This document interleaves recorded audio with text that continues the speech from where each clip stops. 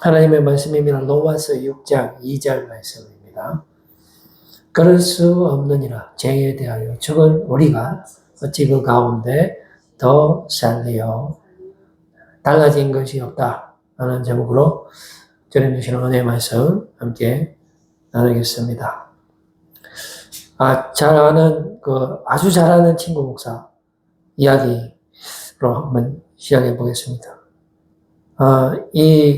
그 목사님은 그 휴대폰 중독 그에 이제 빠져서 그것을 해결하기 위해서 그 특수한 그 교육 프로그램도 받고 또 나름 정말로 순수하고 성도들 앞에서 또 여러 사람들 앞에서 사랑을 받고 참 괜찮은 그런 친구 목사님인데 근데 아무한테도 이야기 못하는 그런 문제를 갖고 있단 말이죠. 자, 그거는 그 누구보다도 지극히 본능적이고 제약된 그런 삶. 도저히 누구한테 말을 할 수 없는 그런 어두운 면이 있었다라는 겁니다. 그래서 또 의지도 강하고 그리고 또 이제 목사다 보니까 성경을 연구하니까 하나님이 제일 싫어하는 것을 자기가 하고 있다라는 것을 누구보다도 잘 알기 때문에 상당히 이중인격적으로 그렇게 이제 살다가 이래가 안 되겠다 싶어서 아주 특수한 고행에 접어들었다고 하더라고요. 그래서 그게 어느 정도 성공을 하고 한 1년 정도 끌었답니다. 자, 그런데 얼마 전에 연락이 왔는데 모든 게 숲으로 돌아갔다 하면서 슬퍼하고 있는 모습을 봤습니다. 이처럼 우리 인간은 달라진 게 없습니다. 아무리 그 누구도 죄에서 벗어날 수가 없는 것이 우리 인간의 연약함, 연한 겁니다. 목사도 피할 수 없어요. 우리가 성령님을 만났잖아요. 세례도 받고 심지어 우리가 뭐라고 이야기합니까? 다시 태어났다. 또 더 심하게 죄에 대해서 죽었다 이런 이야기 하잖아요. 그러나 똑같이 죄를 짓고 있는 모습을 발견한다면 여러분 뭐라고 이야기하겠습니까? 이게 무슨 하나님 살아계신 거 맞나? 하나님이 나를 사랑하는 거 맞나? 이런 자포자기한 좌절감과 죄책감, 실망감으로 하루하루 정말로 자기 자신을 이해하지 못하는 그런 모습, 너무나 마음과 몸이 겉도는 그런 삶.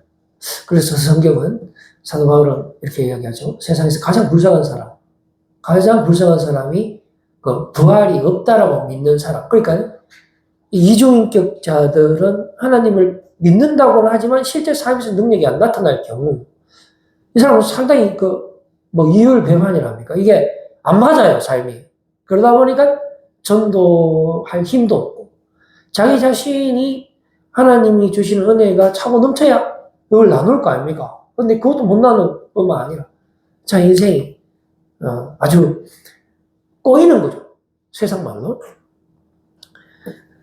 자, 그런데 이게 우리가 이 문제를 그냥 넘어갈 문제는 아니고요.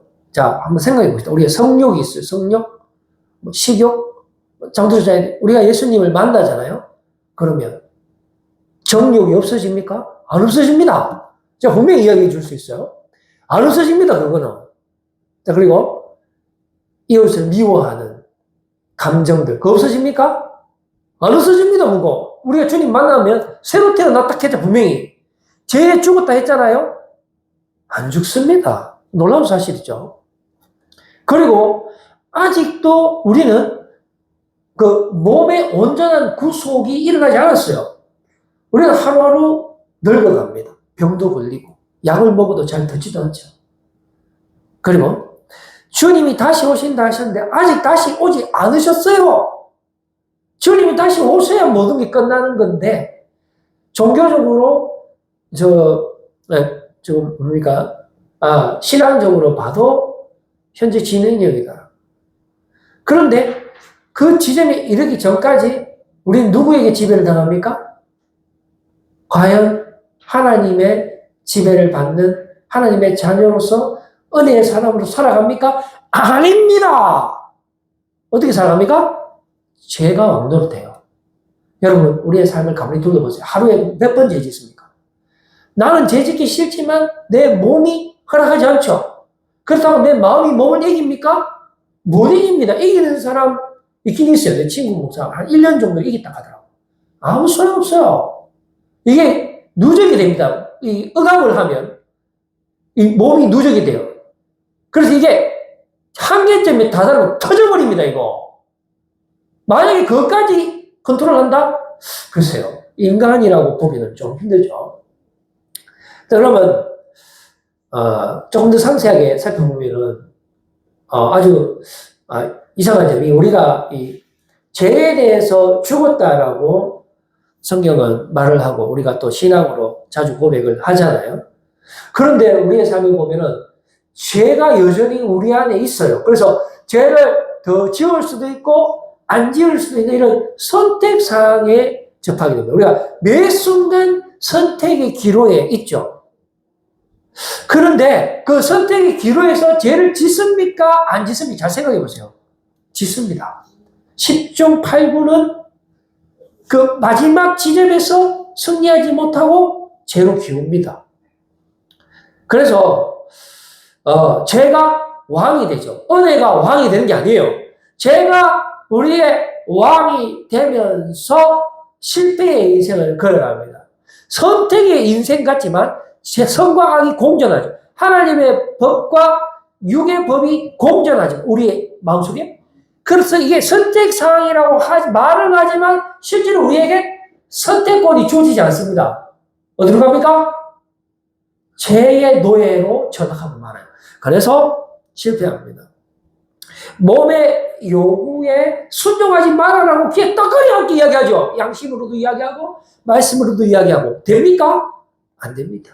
그래서 우리의 몸을 의의 병기로 드리는 것보다 죄의 도구로 바치는 것이 하루 일과 중에 퍼센테이지로 하면 99%라고 말이죠. 나머지 1% 대가막갑니다, 우리가. 그래서 죄의 종으로 살 것인가?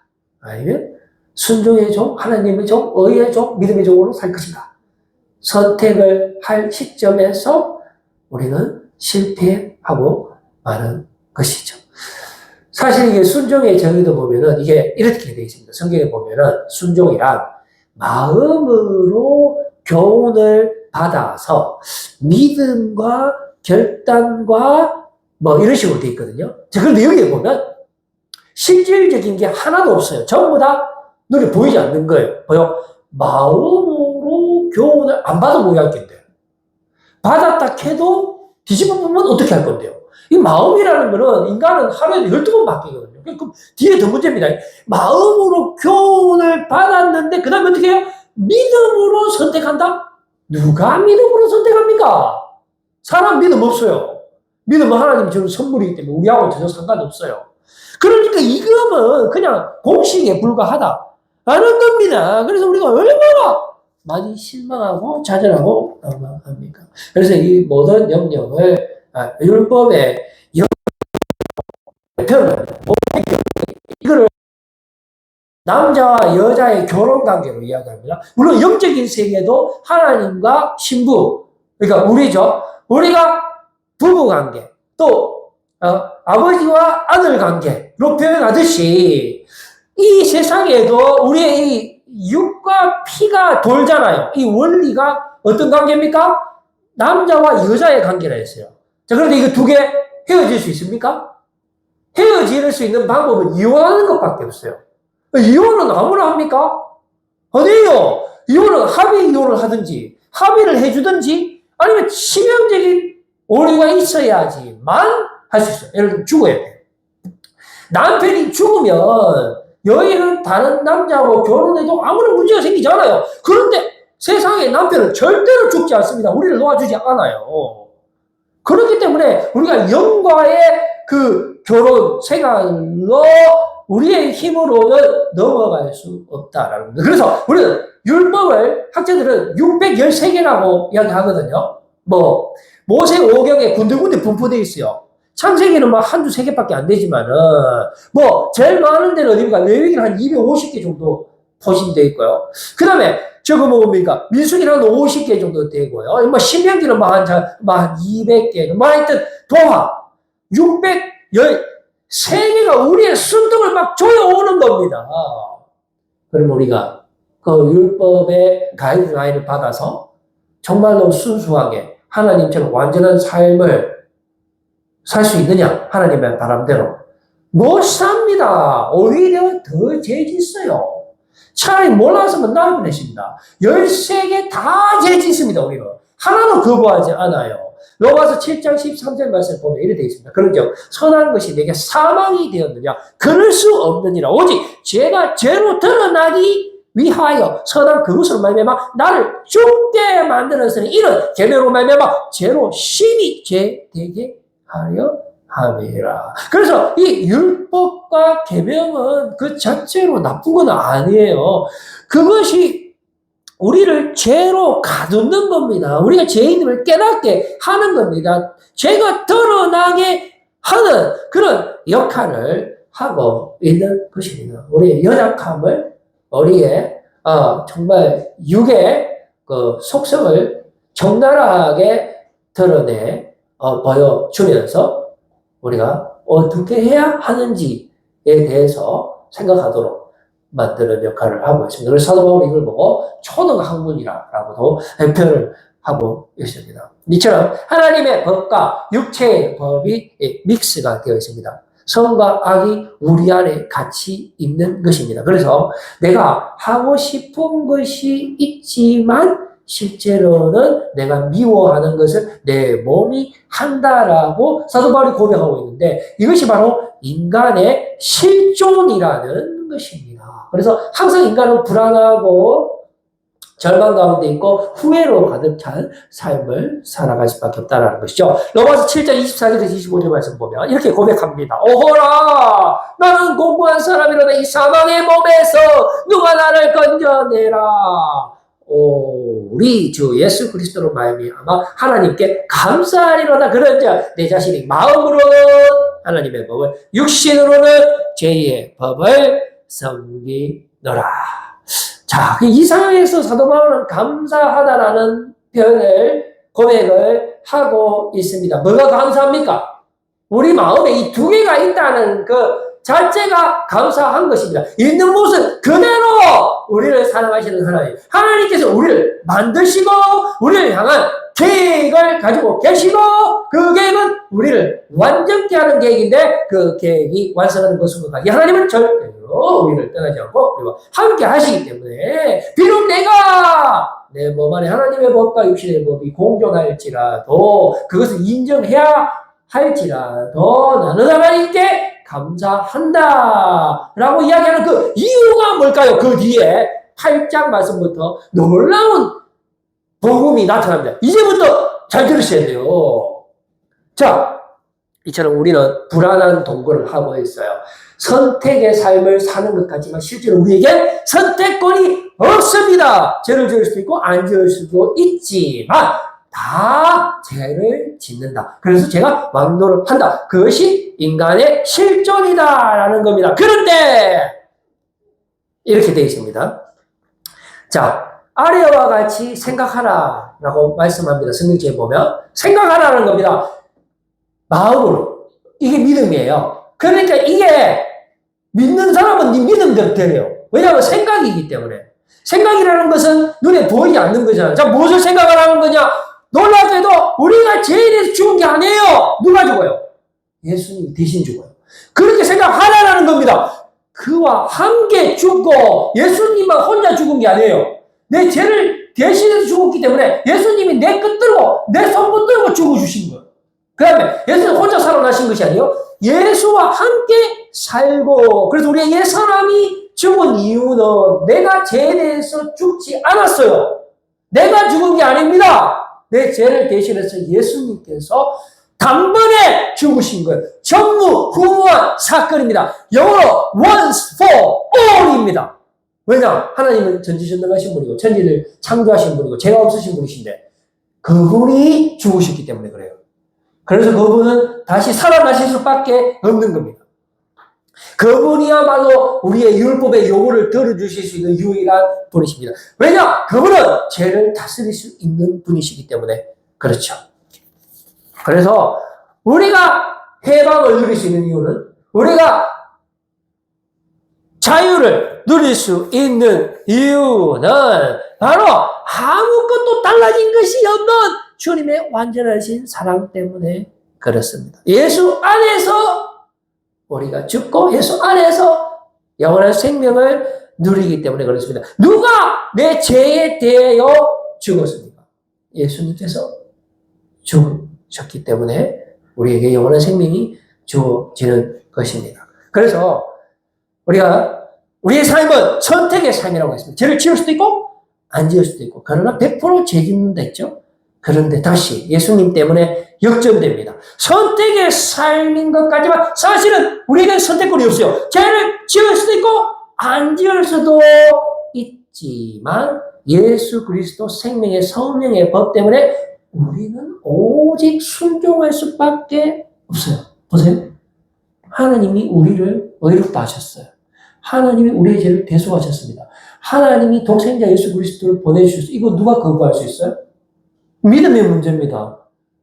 안 믿으면 거부해야지. 그렇지, 믿음이니까. 그러나 이론적으로는 그것을 거부할 수 있는 피조물은 존재하지 않습니다. 그래서 이것은 하나도 달라진 것이 없는 하나님의 속성을 보여주고 있습니다. 지금도 신실하신 하나님, 괜찮는 주님의 사랑이 우리와 함께 하시는 줄로 믿으시기를 바랍니다. 여전히 우리는 육의 일 생각하고 있어요.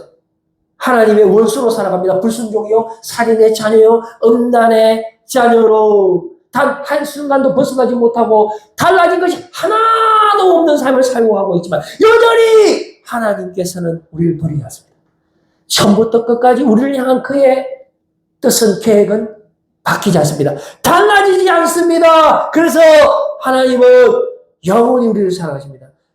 그것이 바로 하나님의 일이에요. 우리를 살리는 것, 영원한 생명과 평안과 그리스도의 성령의 열매를 맺도록 하시는 것이 하나님의 뜻입니다. 그래서 우리는 이제 어떻게 살아야 되죠? 몸의 행실을 죽일 수 있는 겁니다. 예수 그리스도 이름으로 우리는 무서워하는 영을 받는 게 아니라 양자의 영을 받습니다. 하나님의 자녀로서, 거짓말의 자녀요, 살인의 자녀로서가 아니라 하나님의 자녀로서, 비록 지금 눈으로 볼 수 없지만 우리가 장차 받게 될 그 영광은 지금 우리가 겪고 있는 이 고난과 비교할 수 없다라고 했습니다. 그래서 우리가 미래를 보면서 살아가야 합니다. 우리는 비록 나그네 인생일지라도 번향을 바라보는 사람이 되어야 하고요. 성령께서 우리 안에 역사하시는데 무슨 역할을 하는 겁니까? 보증이 보증. 우리가 뭐 계약서 쓰거나 뭐 돈 빌려주고 이러면 보증 쓰잖아요. 보증. 그런데 성령께서 보증을 쓰신다라는 겁니다. 비록 눈에 보이지 않지만 확실하다라는 것을 우리에게 보여주는 것입니다. 하나님은 달라진 것이 없어요.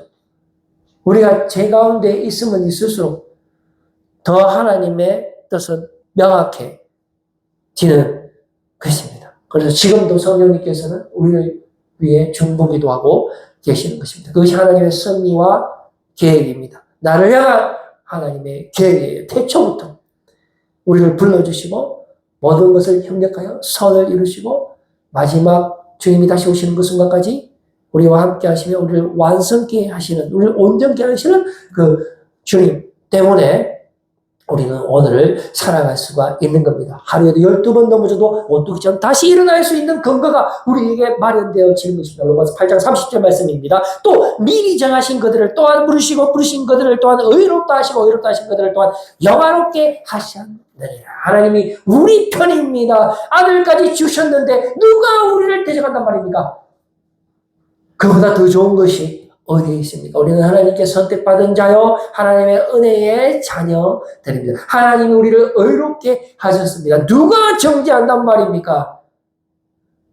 하나님의 사랑 안에서 우리를 끄잡아낼 수 있는, 끌어낼 수 있는 이 세상의 피조물은 존재하지 않습니다. 그래서 예수 그리스도 이름으로 넉넉히 승리하시는 줄 믿으시기를 바랍니다. 로마서 8장 37절 말씀입니다. 그러나 이 모든 일에 우리를 사랑하시는 이로 말미암아 우리가 넉넉히 이기느니라. 그런데 동시에 로마서 8장 36절 말씀 보면 절대로 우리가 방심하면 안 돼요. 기록된 바 우리가 종일 주를 위하여 죽임을 당하게 되며 도살당할 양같이 영입을 받았나이다 함과 같으니라. 주를 위하여 고난도 감수하시는 우리가 다 되기를 바랍니다. 이 부분은 절대로 달라지지 않습니다. 세상이 우리를 가만히 두지 않아요. 사탄마귀가 우리를 가만히 두지 않습니다. 그것은 하나님의 사랑이, 하나님의 신실하신 사랑이 지금 우리 안에 성령께서 역사하신다는 것을 반증하는 것입니다. 이런 말씀을 내주려고 합니다. 오늘 달라진 것이 없습니다. 두 가지입니다. 우리의 죄악, 그리고 우리를 포기하지 않으시는 하나님의 완전하신 사랑입니다.